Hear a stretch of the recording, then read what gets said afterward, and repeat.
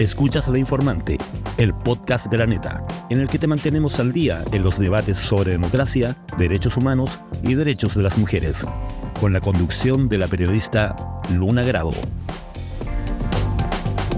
Hola a todas, todos, todes. Mi nombre es Luna Grado y esto es La Informante.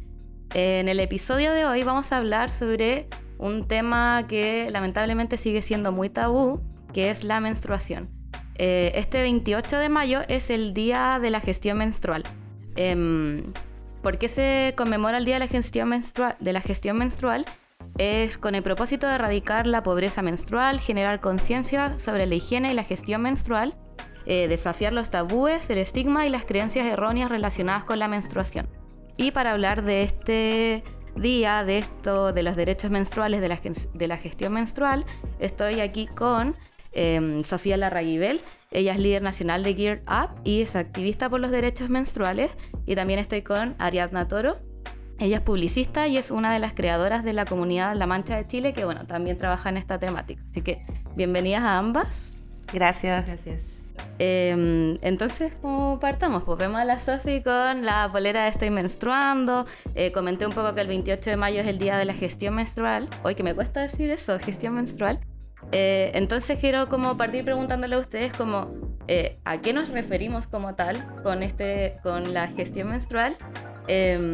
Y por qué es necesario empezar a hablar sobre no empezar a hablar, pero continuar esta conversación sobre sobre los derechos menstruales y la gestión menstrual. Yo personalmente tengo entendido que este de hecho es el 10º aniversario de esta conmemoración o celebración, dependiendo ahí cómo quieran leerlo. Lo crea una organización internacional que se dedica a temas de como agua y sanitización. Entonces está siempre como puesto en esa perspectiva. Entonces cuando lo llevamos a gestión menstrual es como ¿a qué nos referimos con gestión menstrual? ¿A qué nos referimos con higiene menstrual? ¿A qué nos referimos con pobreza menstrual? Entonces estos temas van a salir ahora, yo creo. Pero en súper simple, la gestión menstrual es cómo yo gestiono, cómo yo llevo mi menstruación, cómo yo la trato, qué es lo que yo uso y cómo lo uso. Exacto.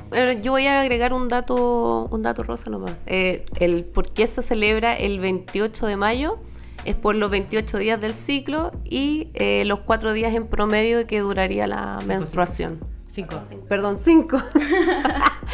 Qué perdida, sí, eso es. Nosotros desde La Mancha fuimos, yo creo que de las organizaciones como pionera en empezar a levantar el tema de la pobreza menstrual. Y es súper importante que empecemos a tener conciencia de este día y hablar de esto porque hace unos años cuando nosotros empezamos con el proyecto la verdad es que no habían estudios sobre esto y eso es como el que no hubieran datos era un dato en sí mismo, ¿cachai? Porque significaba que era algo totalmente invisible. Y cuando nosotros empezamos a levantar como datos junto con otras organizaciones, empezamos a ver que era una realidad que estaba mucho más presente de lo que se veía, pero como la menstruación ya es tabú, entonces imagínate lo que es la pobreza menstrual, hablar de que no tengo agua potable o hablar de que no tengo una toallita para poder gestionar mi periodo, era algo mucho más invisible y por eso creo que es importante que empecemos a tener en el calendario este día. Y creo, alguien me dijo ahí, Sofía Cifuentes, me dijo dato freak, que lo más probable era que se celebrara también en ese día porque coincide con el Día de la Salud de la Mujer, que se celebra o se conmemora desde los años 70, 80, si no entiendo mal. Entonces está además la coincidencia como de los 5 días del sangrado con los 28 días como normalmente del ciclo, pero eso igual ha traído críticas porque no todas las personas menstruan de la misma manera. Claro. Hay cierto rango como cuánto es como lo normal, digamos, o lo sano, mejor, más que normal, que es entre 28 y 31 días, algunos dicen 35, y tampoco todas las personas sangran por 5. Entonces ahí este día además sirve para visibilizar esa diversidad de personas que menstruan y como tú bien dices, cuánto cuesta acceder al producto, porque aquí en Chile está el impuesto rosa que va en todos los productos que le ponen un color rosado y sube cierto precio porque está como feminizado. Sí. Lo mismo pasa con los productos de gestión menstrual y hay muchos avances en el mundo, especialmente en América Latina, en Colombia. Se eliminó el IVA de los productos de gestión menstrual. Entonces, ojalá avancemos para allá, creo yo, y este día nos va a servir para eso también. Sí. Pucha, ojalá.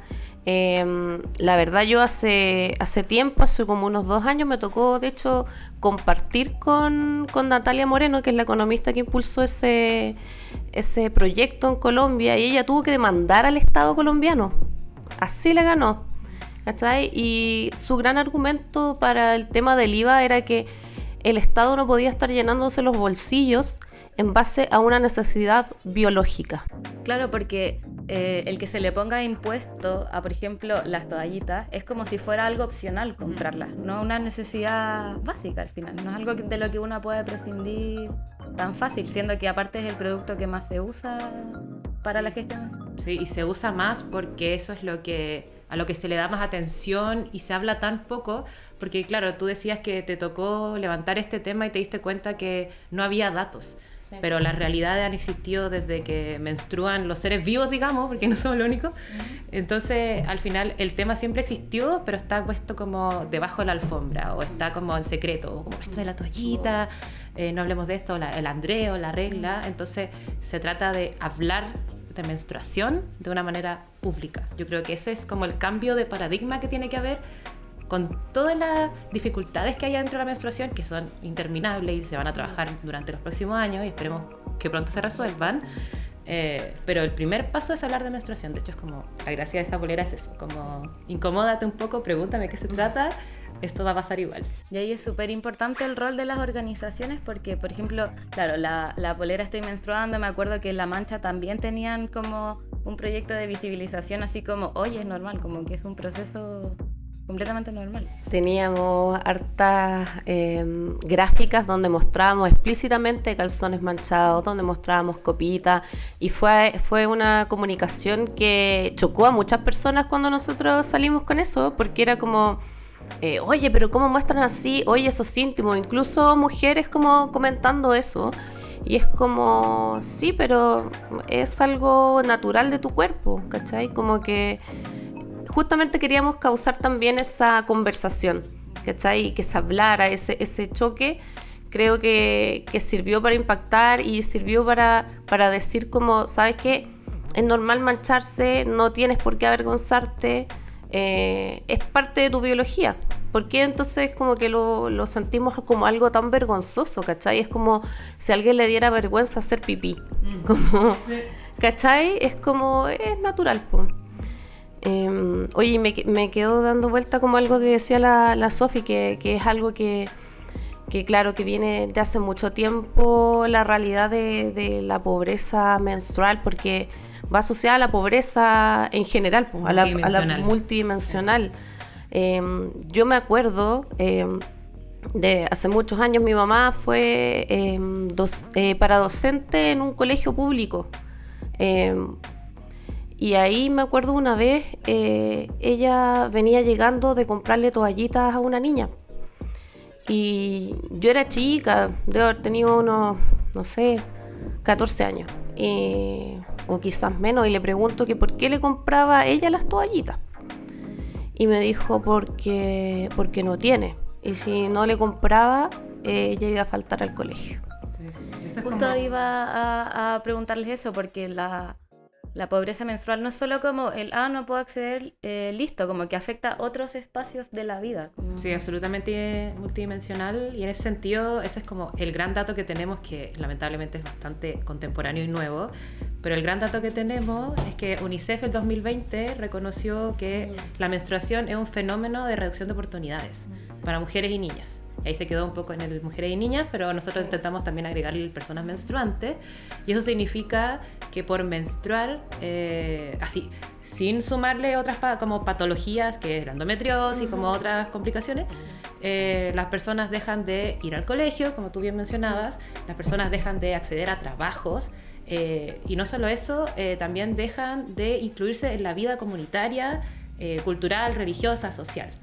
Porque hay ciertos estigmas que no necesariamente pertenecen a una religión, pero sí pueden pertenecer a una cultura o a una etnia que te dicen como no puedes tocar esto o no puedes estar en ciertos espacios por estar menstruando, sumado con todos los como tabúes y mitos extraños como como que no te puedes duchar o que se corta el huevo, no sé, no hay que hacer mayonesa, eso nunca lo había escuchado. Claro, que no se podían subir a los barcos, tampoco un montón de cosas. Sumado con todo eso, te suma como una serie de presión social, psicológica, física, como hay varias personas que tienen síndrome de premenstrual, entonces eso ya es lo físico, temas de salud mental, entonces por eso que va mucho más allá de decir, ay, la toallita hay que bajarle el impuesto, eso es como una de miles de situaciones a las cuales tenemos que enfrentarnos.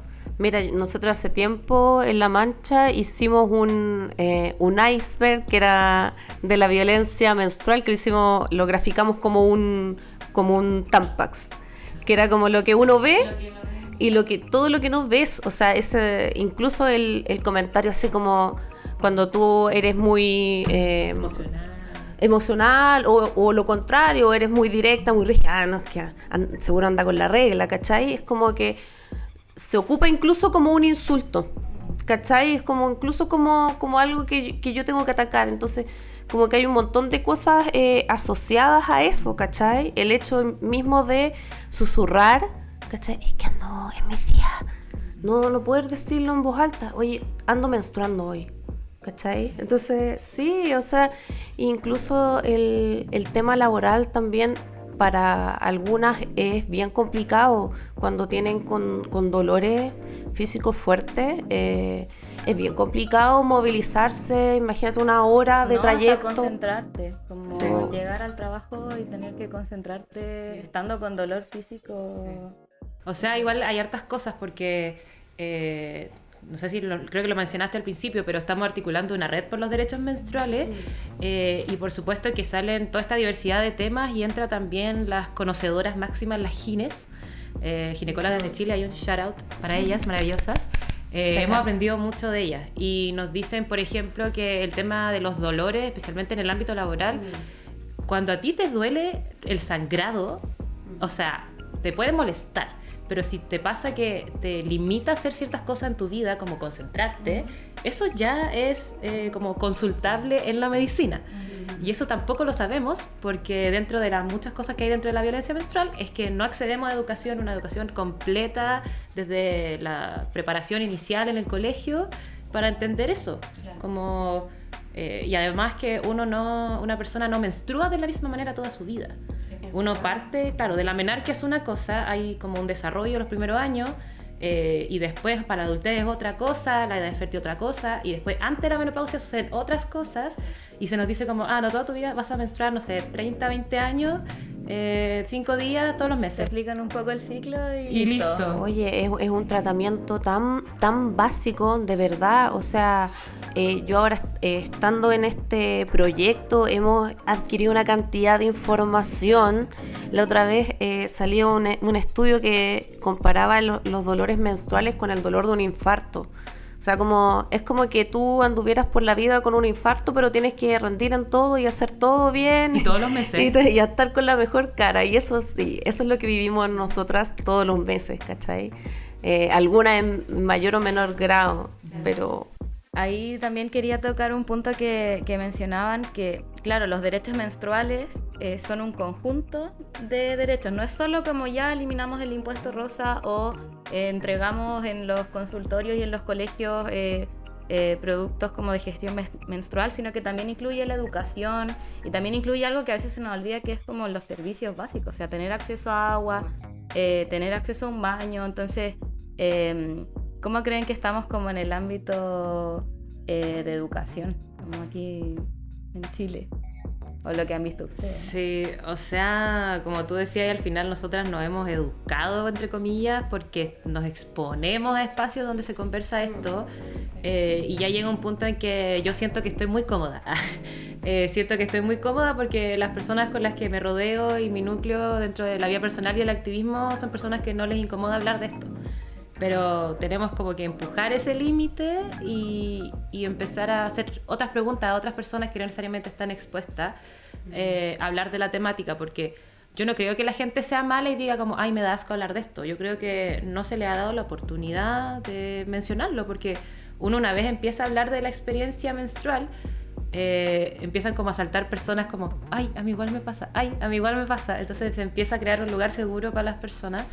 Y siempre digo personas porque hay mucha gente transfóbica que no le gusta decir personas menstruantes. Ese era uno de los argumentos en contra del proyecto de... Sí, pero igual, por eso se trata de sumar. Es igual la otra tema súper relevante. Sí, eso es lo que se trata de sumar, porque ahí lo que nos enseñó la doctora Daniela Rivek es que las mujeres tenemos como reconocimiento como tema internacional, somos sujetos de derecho desde hace 30 años, desde 1993.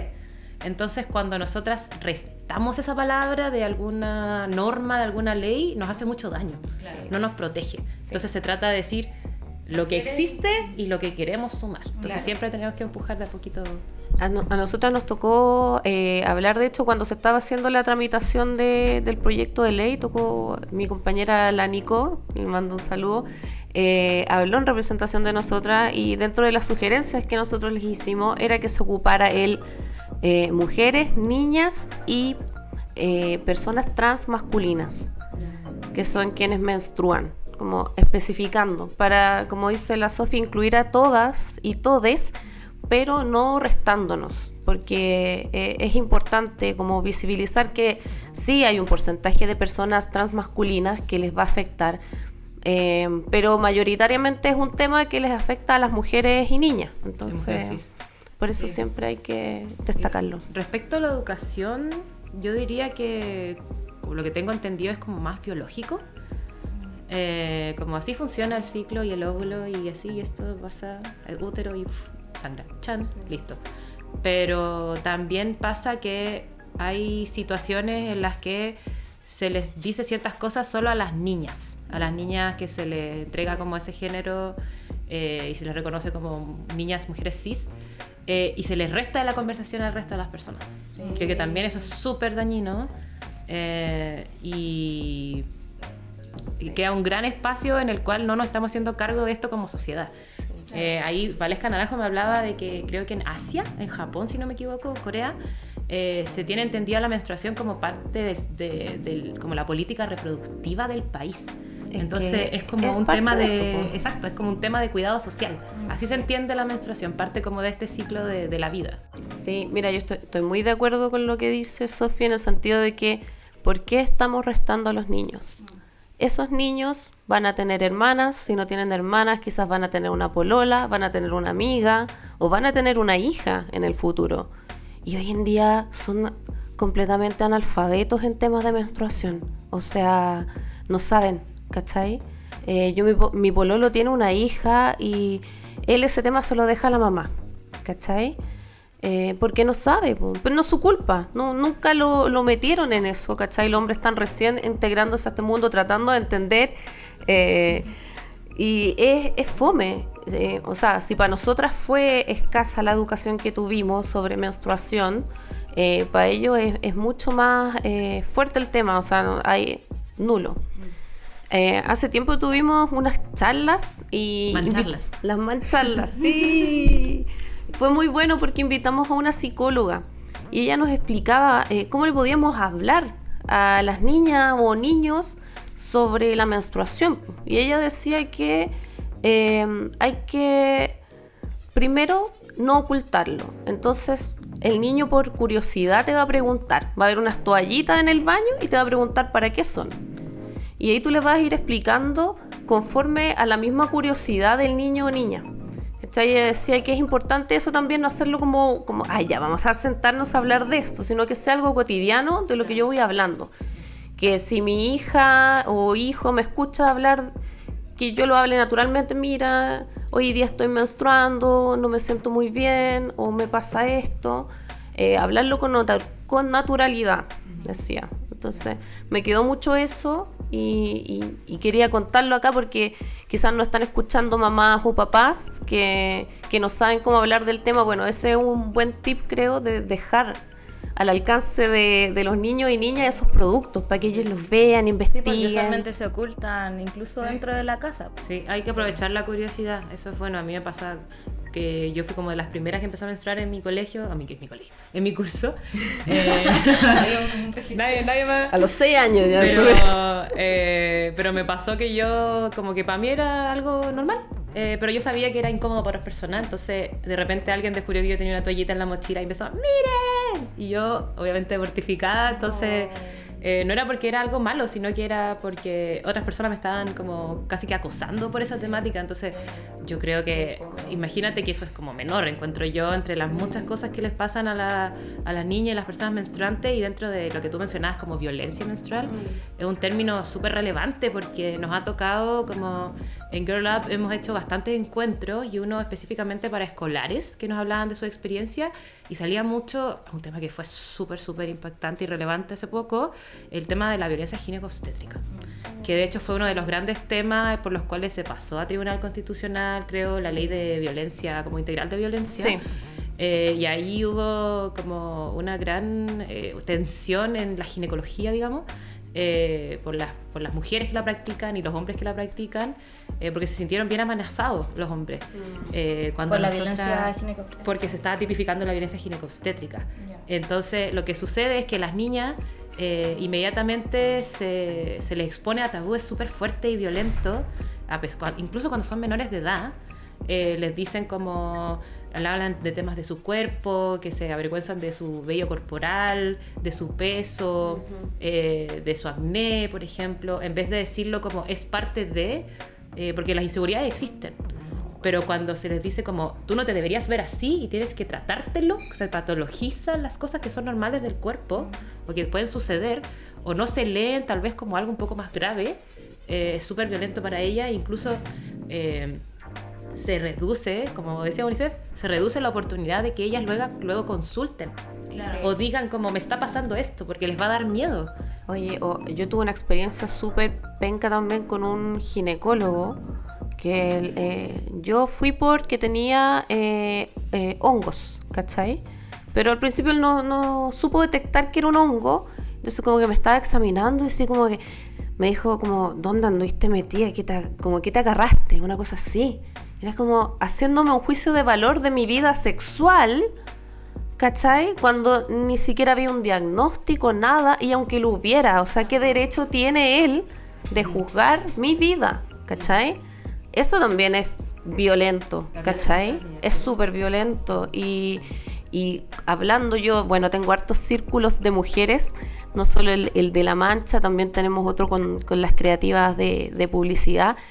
Y te juro que es heavy cuando empiezan a contar sus historias y te das cuenta que es algo que todas hemos vivido.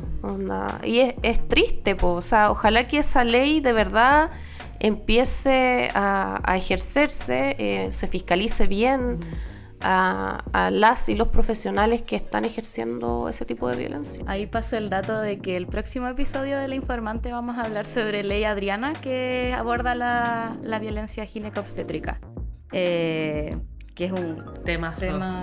Y también entra la violencia menstrual dentro de Exacto, eso. Sí. Respecto a la ley, porque dentro de la red que te contaba, desarrollamos 2 ejes, uno más como el tema comunicacional y cultural dentro de la sociedad de cómo se habla de menstruación, y el otro es como este eje normativo institucional. Entonces la ley, como es bastante corta la ley, es súper simple. Dice como garantiza los derechos de las personas menstruantes, y tiene como entre 1 y 3 artículos. Menciona el tema de los insumos, educación y algo más. Y yo igual le tengo harto miedo a esa ley, porque ¿de dónde vamos a sacar la plata para todo eso? Primero que nada, para capacitar a toda esa gente, como que creo que faltan varios pasos antes de como exponer a la institucionalidad a esa ley. Creo que hay muchas como experiencias e iniciativas a nivel local, tanto de organizaciones como de gobiernos comunales o gobiernos regionales que se están realizando, que se deberían explorar tanto como para levantar buenas y malas prácticas y experiencias. Como que se cree que esta ley es un invento de rueda o que va a arreglar todo de un día para otro, cuando es un proceso súper largo. Entonces eso es como uno de los grandes trabajos que está haciendo la red, que estamos levantando como qué está sucediendo a nivel nacional. Y claro, o sea, una de las grandes alianzas que estamos tratando de armar es con la Fundación Prodemu, que tiene una presencia territorial gigante y una tradición institucional mayor que la de Cernamej. Y tienen ahí dentro de sus programas está uno que se llama Mi Cuerpo, Mi Derecho, que tocan menstruación. Entonces ahí quedaron muy interesadas de hablar del tema porque dicen, no sabemos de cuánto están hablando esto o cómo lo están recibiendo. Entonces es una muy bonita oportunidad de algo que ya existe, de ver cómo lo están recibiendo las personas, revisarlo y ver si hay que complementarlo, actualizarlo. Entonces como que yo no confiaría en que la ley es como nuestra única salida, sino que de manera paralela trabajar en todo lo que ya existe. Sí, no, yo concuerdo, o sea, falta mucho trabajo en cuanto a dinero, por ejemplo, en lo que es los insumos, no sé si es tanto más, y esto lo digo extraoficialmente porque tuvimos una reunión hace tiempo con MinSal y se hicieron un par de cálculos basados en las mujeres en situación de vulnerabilidad. Sí, me acuerdo del estudio del CERNAC que decían como... Sí, o sea, para el gobierno, mirando el presupuesto macro, no es tanto. Yo creo que lo que decís tú, eso de capacitar, ¿cachai? Eso creo que puede llegar a ser más complejo. Sin embargo, creo que es importante que se vaya avanzando, al menos en ciertos pasos, como si tú quizás en educación nos va a costar un poquito más, pero como ir dando pasitos creo que es importante, desde lo más básico, ¿cachai? Hasta después lo más macro, ¿cachai? Sí, como incluso hablar hoy día es un paso gigante, creo yo. Sí. Sí. Esta conversación es un paso bonito también. Sí, respecto a esto, claro, como de las cosas quizás más urgentes, me acuerdo la otra vez que conversábamos, Sofi, como... No sé, quizás un problema para mí es como, se me olvidó la toallita y me consigo otra con una compañera de trabajo, o como un adolescente lo consigue en el colegio, pero hay mujeres, niñas y personas que menstruan que tienen como condiciones súper desfavorables. Me acuerdo que hablábamos de las mujeres privadas de libertad, de las personas en situación de calle, entonces hay como quizás cosas más como urgentes que resolver, y también un cambio cultural que va más allá. O sea, la manera en la que se van a resolver o al menos tratar las problemáticas así más severas va a ser hablando del tema.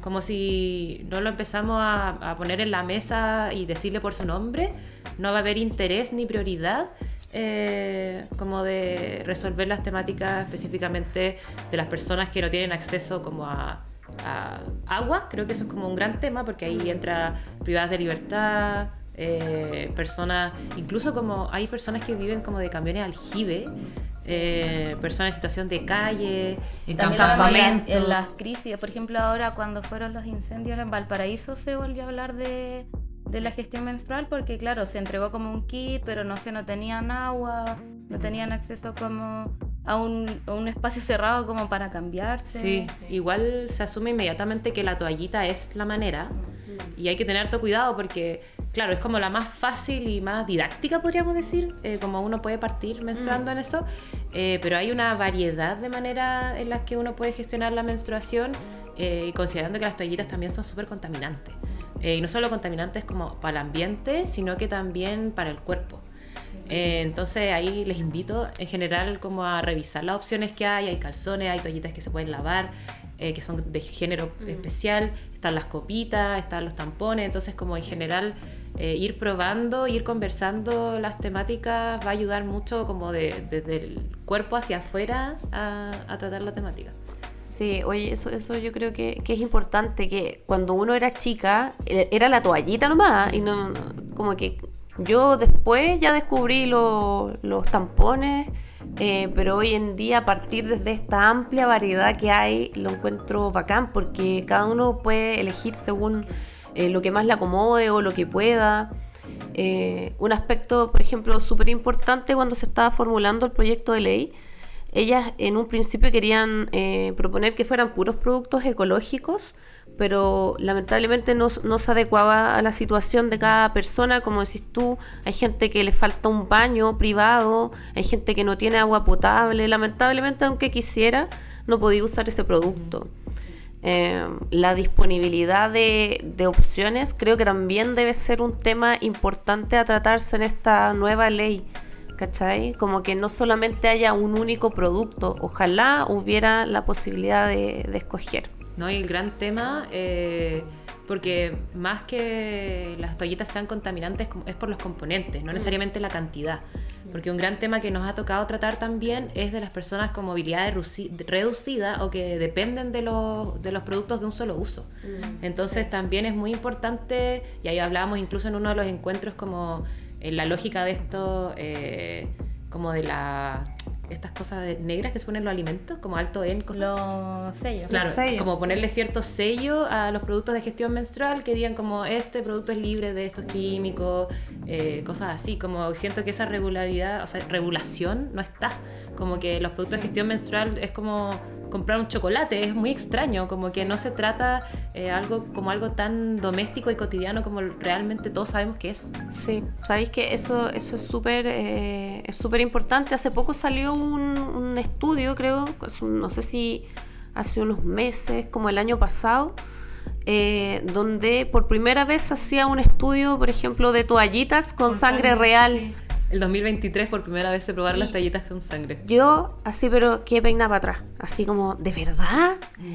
No, a mí me impactó que no se hubiera testeado de esa forma. Obviamente apliqué a escribirlas en nada, casi como, oye, pero ¿por qué pasa esto? Y me decían que, o sea, obviamente se testeaban con líquidos que asemejaban la sangre y todo, pero creo que ahí en esa área, ¿cachai? Como que hay mucho que hacer también. Yo les comentaba también dentro de lo que les planteé, que tampoco hay una regulación respecto a la información que tienen las toallitas y productos de gestión menstrual en general. Es como, no, flujo abundante, flujo moderado, pero ¿cuánto ml?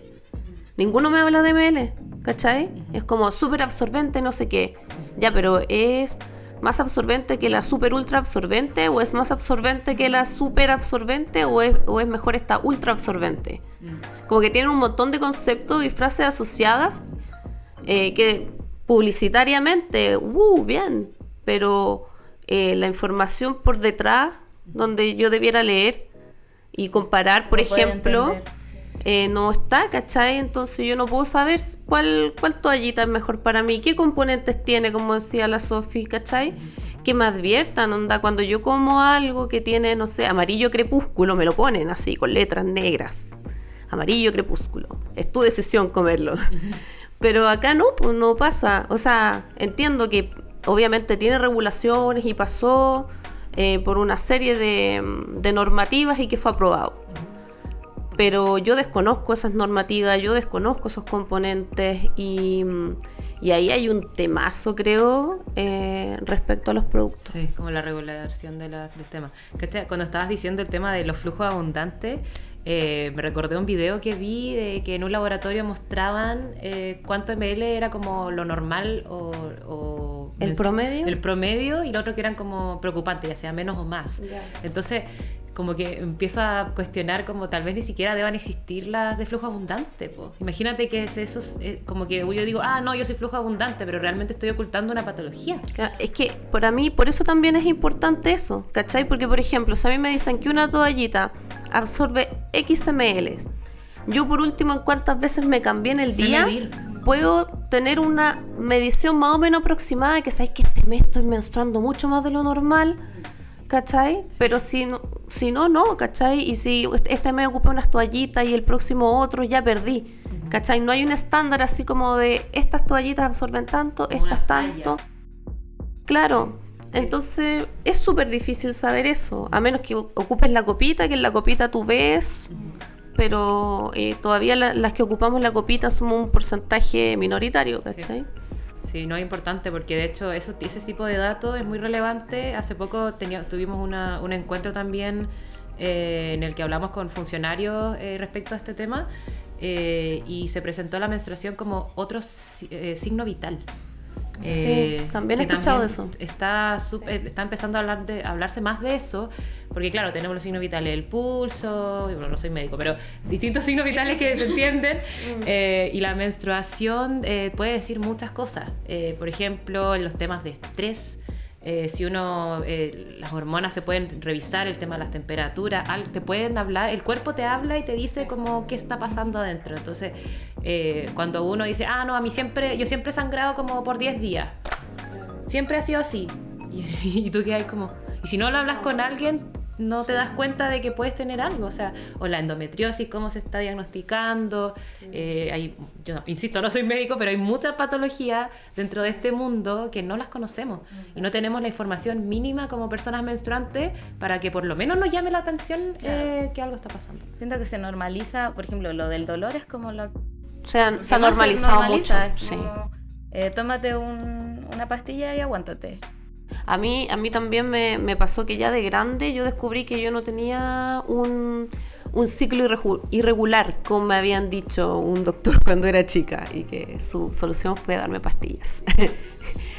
Sino que, por ejemplo, yo tengo un ciclo que es como más largo que el promedio, ¿cachai? Mi ciclo dura 32 días, 33 por ahí, pero... Que dentro del rango sano. Está dentro, de hecho, como después yo, por mi cuenta investigando, puede ser hasta como de 35 días. Pero yo, claro, yo creía a la pata lo que me dijo el doctor, ¿cachai? Que tenía un ciclo irregular y tomaba pastillas, por ejemplo, nunca me funcionaron bien porque no iban acorde a mi ciclo, lo estaba adelantando. ¿Es la respuesta automática de la...? Sí, el tema de las pastillas, respecto, es que esto va como dentro de lo que nos preguntabas de la institucionalidad, cuesta mucho decir como si es que tiene que haber una ley o varias, o incluso si es que tiene que haber una institucionalidad mayor, así como un servicio específico para esto, porque es un tema tan amplio que tiene que permear en distintos temas. Entonces, en ese sentido, el tema de las pastillas, que son como anticonceptivos, pero hay gente que no lo usa anticonceptivos, sino como regulación hormonal, también es súper problemático porque no se puede saltar a que esa sea la única manera de resolver el tema, especialmente cuando sabemos que los ciclos van cambiando. En el ciclo de la vida también hay ciclos dentro que son más pequeños, entonces hay que ser más empáticas con el cuerpo, como por eso insisto como en conocernos más, darnos cuenta como de nuestras emociones, qué nos está pasando, qué estamos comiendo, cuánto estamos sangrando, y que eso también permee en, por ejemplo, salud, en el tema más salud, higiene, etcétera, sí. En la alimentación, en el tema de la educación, en el tema ecológico. Entonces por eso cuesta, yo creo que dentro del activismo como de menstruación ha costado decir como ya, pero la ley habla de esto, sí, pero es que no nos podemos meter en la ley porque es muy específico, entonces ya, ¿cómo lo hacemos? Por eso es un desafío tan gigante, creo yo. Claro, no es solo como que una ley lo venga a resolver, y bueno, lo hemos visto como en general con temáticas de derechos humanos, no es como que viene una ley y lo resuelve todo, sino que es un cambio cultural y gigante como en distintas aristas, como no es que se venga a resolver una cosa... Sí, yo tengo la duda, por ejemplo, que este tema en el ámbito internacional lo lleva el Fondo Población, que es UNFPA, más conocido como UNFPA. ¿Por qué? No sé. Sería interesante, porque yo tampoco estoy tan de acuerdo que lo lleve OMS porque se va a higienizar mucho el tema. Pero tampoco sé si tiene que llevar a las mujeres. También UNICEF puede entrar, entonces ahí es bastante interesante. Y aquí dentro de nuestra institucionalidad chilena, como a nivel central, tampoco conozco cuánto está permeando la temática, porque dentro de la política exterior feminista hubo un acto del Ministerio de la Mujer con UNFPA que entregaron kits menstruales, creo que por la situación en Palestina. Eso fue un tema. O se entregan a personas privadas de libertad, pero un kit para un ciclo. Entonces sí, pues como te reconozco, menstruas, que te vaya bien este mes. No, pues, o sea, la ayuda dentro de lo que nosotros siempre hemos hablado tiene que ser permanente. Sí, pues, o sea, lo que dure el ciclo, o sea, por eso que cuesta tanto, como no, las respuestas no las vamos a responder hasta que nos pongamos a conversar y salgan las preguntas. Y lo otro que quería agregar también dentro del ámbito científico, la otra vez, no me acuerdo cuál era la relación, pero comparaban cuántos estudios hay, por ejemplo, de disfunción eréctil versus cuántos estudios hay sobre menstruación. Oye, somos la mitad de la población y hay tan pocos, y como si tú es el quinto signo vital. Hoy día se está hablando de eso, la cantidad de cosas que se pueden descubrir de nosotras en temas de salud mediante la menstruación. Creo que pueden ser muchos, entonces creo que no debiera tomarse algo tan a la ligera como, no, te doy una pastillita nomás, no, si esto es normal. Sí, de hecho hay un dato muy importante ahí que le pregunto a los auditores televidentes, incluso a ti te voy a preguntar, ¿cuántas personas están menstruando en este momento en Chile? Es que la otra vez me dieron ese dato a mí. ¿Cuántas personas creen? ¿Apuestas? ¿Cuántas Vamos a personas dar creen? respuesta después, así. Hay 1 millón de personas menstruando en este momento en Chile. 1 millón. Demasiado. Entonces, como para que no se trate de con la urgencia que está, es como, imagínate, hay 1 millón de personas que la están asaltando ahora. ¿Cachai? Y dentro de ese millón, no todas tienen patología, obviamente. Sí, pues no todas necesitan como... Y no todas sufren pobreza multidimensional. No todas sufren discriminación, algunas tienen acceso, pero de a poco, como no tenemos los datos, como muy bien dices tú, como no tenemos los datos, no sabemos cuánto de ese millón de personas requiere de nuestra atención urgente. Claro. Entonces ahí, quédense con eso.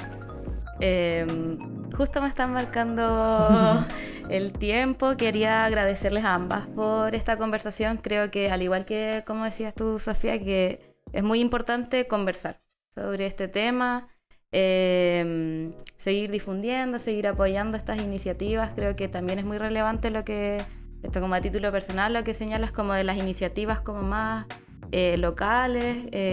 Creo que hay como buenas experiencias que se puedan repetir. Entonces eso, muchas gracias a ustedes por el trabajo que hacen también, por participar en este episodio. Me despido, nos vemos en el próximo episodio de La Informante. Muchas gracias por invitarnos. Sí, muchas gracias. Chao. Chao. Que estén bien. Esto fue La Informante por hoy. Búscanos como @lanetacl en redes sociales para esperar el próximo episodio. La Neta es un medio digital de Corporación Humanas. Este programa cuenta con el apoyo de IFA Civic,